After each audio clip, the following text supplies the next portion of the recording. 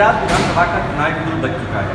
सभी पार्टियां अपने आप में चुनाव प्रचार में लगी हुई हैं। पहले उन्होंने उम्मीदवार कैंडिडेट नक्की करने के बाद नामांकन की तैयारी है। बात करें बंटवारा अमराईवाड़ी विधानसभा की, तो अमराईवाड़ी विधानसभा से कांग्रेस की तरफ से धमभाई पटेल यानी धर्मेंद्र भाई पटेल को टिकट मिला है। आज हमारे साथ में चर्चा करेंगे। धर्मेंद्र भाई पटेल आप कब जा रहे हैं नामांकन दाखिल करने? पहले तो भारतीय राष्ट्रीय कांग्रेस पक्ष का मैं आभारी हूँ।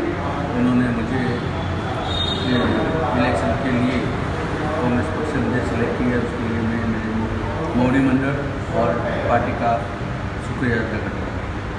धर्मेंद्र पटेल, जैसे कि पिछले 27 साल से कांग्रेस पार्टी दम पकड़ा कर रही है, लेकिन आज तक अभी सत्ता में नहीं है और आप भी पिछली बार के चुनाव में शायद कम मार्जिन से ही हारे थे।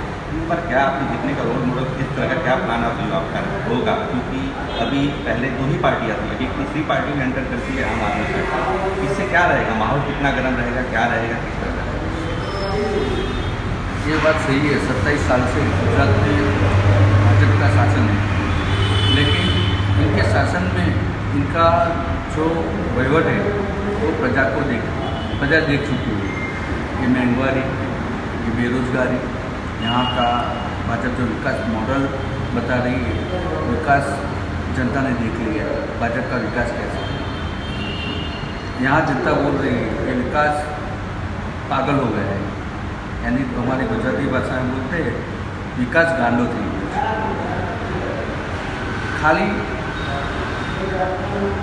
बड़ी बड़ी बातें करते हैं, झूठे वादे करते हैं। जमीनी स्तर पर बीजेपी ने कोई विकास किया नहीं है। हाँ, विकास किया है भ्रष्टाचार का, वो बहुत बड़ा भ्रष्टाचार कर रहे हैं। भ्रष्टाचार के 3-4 मेरी विधानसभा में भी हुए। खारीकट कैनाल मेरी विधानसभा में जा रही है।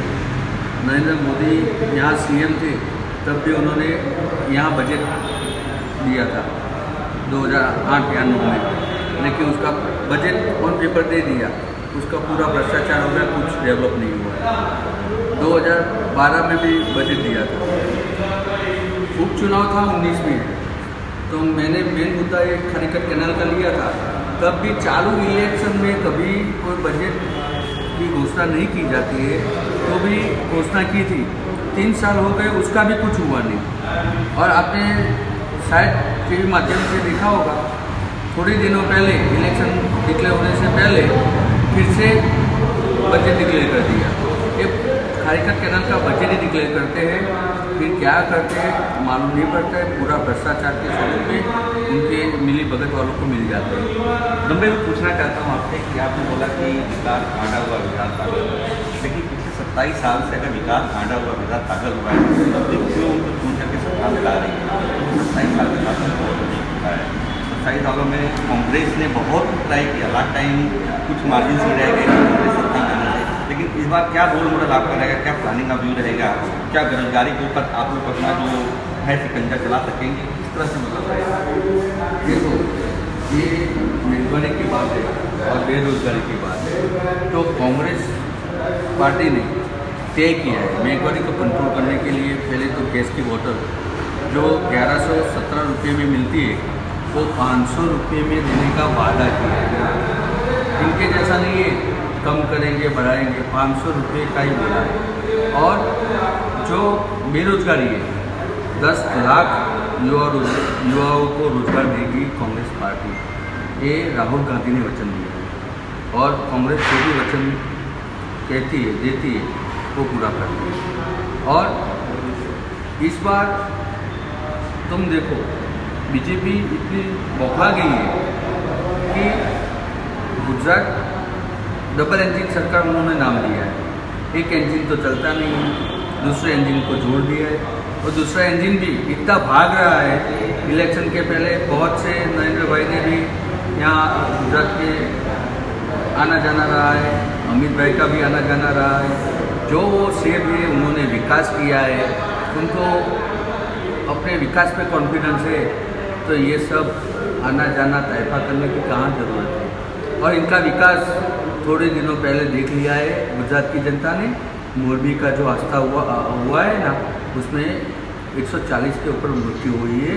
वो नया ब्रिज का ओपनिंग किया था, 4 दिनों में वो गिर गया और 140 से ज़्यादा, किसी का भाई चला गया, किसी की माँ चली गई, किसी का बच्चा चला गया। और इतना कुछ होने के बाद भी पीएम साहब आते हैं तो रातों रात सिविल का रंग रोगन हो जाता है। पीएम साहब को घूमने का, सभाएं करने का टाइम है, लेकिन इतने सारे इंसान की मृत्यु हुई है और वो भी मृत्यु उनकी वजह से हुई है। उनकी जो विकास की बात कर रहे हैं उसकी वजह से हुई है, तो भी उनकी सभाएं और सब कुछ चालू रखते हैं। और वो भी गुजरात के अंदर, दूसरी स्टेट में करते हैं तो चलो मानते हैं पीएम, ये गुजरात में है तो इतना तो सातों तो उन्होंने जो सभाएँ थी उसके बाद उनको रद्द किया और रद्द करने के बाद उन्होंने बोला कि भाई गुजरात मेरा घर है, गुजरात का एक जो मतदाता है मेरा परिवार है, तो मैं परिवार में अलग अनुभव करता हूँ। सांत्वना व्यक्त की, कब की? और सांत्वना व्यक्त करने के बाद जो है दिल से सांत्वना देनी चाहिए, पॉलिटिकली नहीं होनी चाहिए। वो फॉर्मेलिटी थी, रियलिटी होती तो आज वो जो ब्रिज बनाया था जिन्होंने, वो अधिकारी और जो कंपनी थी उसके किसी को अरेस्ट किया है, वो जिम्मेदारी कौन लेता है? उसकी भी जिम्मेदारी बनती है ना, सरकारी है प्रशासन। कोई भी चीज़ ऐसे गवर्नमेंट या गवर्नमेंट की प्रॉपर्टी में प्राइवेट कॉन्ट्रैक्ट होता है, उसमें जवाबदारी प्रशासन की रहती है। बिना मंजूरी ये इतना अपनी भाई मैं आगाह करता हूँ कि बेरोजगारी जल सभा के गुजरात से क्या इस तरह का है कि मतलब आज आप नहीं आ पा रहे हैं और हर बार ऐसा लगता है कि कांग्रेस टक्कर देगी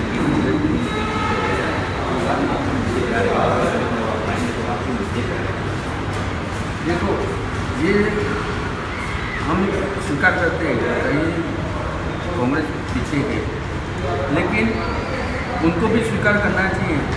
जब नरेंद्र मोदी जी 2002 में सीएम बने थे और भाजपा की कितनी सीटें थी, 182 में थी। आप देखो 2012, 2002, 2007, 2012, 2017 सीट बीजेपी की कम होती जा रही है। 2017 में तो डबल डिजिट में आ गई थी, 99 में आ गई थी। और इस बार उनकी सरकार जाने वाली है, कांग्रेस 100+ आएगी। लेकिन सर आम आदमी पार्टी भी खाट हो रही है, वो बोल रहे हैं कि भाई उनकी हमारी तो सरकार बन रही है, यहाँ तो कांग्रेस जो है, कांग्रेस और बीजेपी एक दूसरे के मतलब ऐसे हैं कि कांग्रेस मतलब सक्षम ही नहीं है, एक तो विपक्ष के रूप में कांग्रेस सक्षम है, इसलिए हमको दिल्ली से यहाँ पे आना पड़ा है। तो इस बार उनका भी प्लान ऑफ व्यू तो है कि भाई हम सरकार बनाने जा रहे हैं। देखो, आम आदमी पार्टी की आप बात कर रहे हो, गुजरात में 2 ही पार्टी चलती है, या बीजेपी या कांग्रेस। ये पहले से ऐसा आया है। बीच में हमारे मुख्यमंत्री केशवभाई पटेल ने भी एक पार्टी बनाई थी, चालू मुख्यमंत्री थे वो, उन्होंने दूसरे शंकर सिंह वाघेला जो चालू मुख्यमंत्री थे उन्होंने भी पार्टी बनाई थी।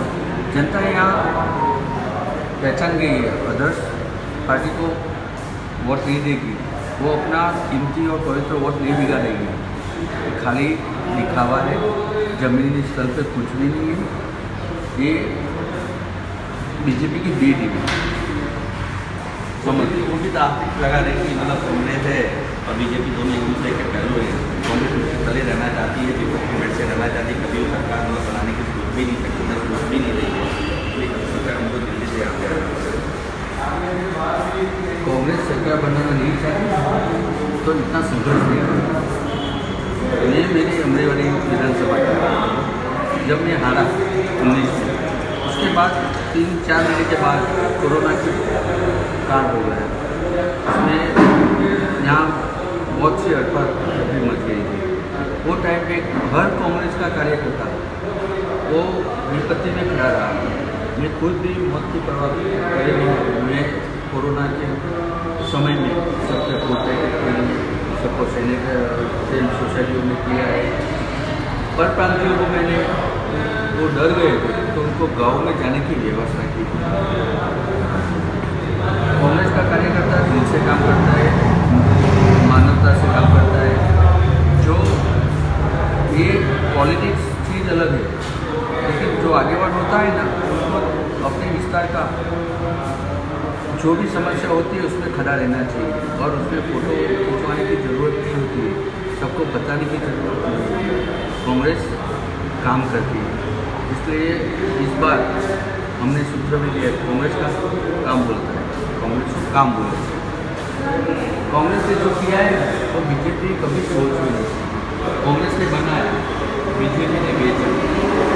अभी हमारे गाँव में भारत जोड़ो यात्रा कर रहे हैं, वो भारत को तोड़ने की बात कर रहे हैं, यानी दोनों की विचारधारा ही है।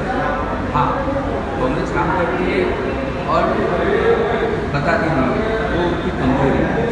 वो जो बोलते हैं तयखा, उसमें पैसे खर्च नहीं करते, इसलिए इतना महंगाई नहीं करती। और बीजेपी में तो पीएम साहब कहीं जहाँ जाते वहाँ कितने लाखों करोड़ों के खर्च होते हैं, उनके एयरपोर्ट और जो कांग्रेस ने बनाया था एयरपोर्ट वो सब बेच रहे हैं। तो मैं आपसे सीधा प्रश्न पूछना चाहता हूँ, इस बार जब आप पब्लिक के बीच में जाएंगे, जनता के बीच में जाएंगे, आपके चुनावी मुद्दे क्या हैं? सेंट्रल से जो सब गुजरात में दो मुद्दे हमारे महत्व के रहेंगे, एक महंगाई और बेरोजगारी, और तीसरा ये जो बाकी के जो मुद्दे हैं स्थानिक, हमारे खड़े कहना का बहुत बड़ी समस्या है, उसको हम यदि सरकार बनेगी तो पहले रिवर फ्रंट से भी ज़्यादा ये खारीकट कैनल को हम डेवलप करेंगे। और यहाँ जो ब्रिज अभी अनुपम ब्रिज का सॉल्यूशन हुआ है उसमें भी आंदोलन किए थे, लेकिन हमने विधानसभा में क्या किसी की नज़र दूरी पड़ गई है, एक ब्रिज चालू होता है दूसरा ब्रिज टूट जाता है। हाटकेश्वर ब्रिज अभी बन गया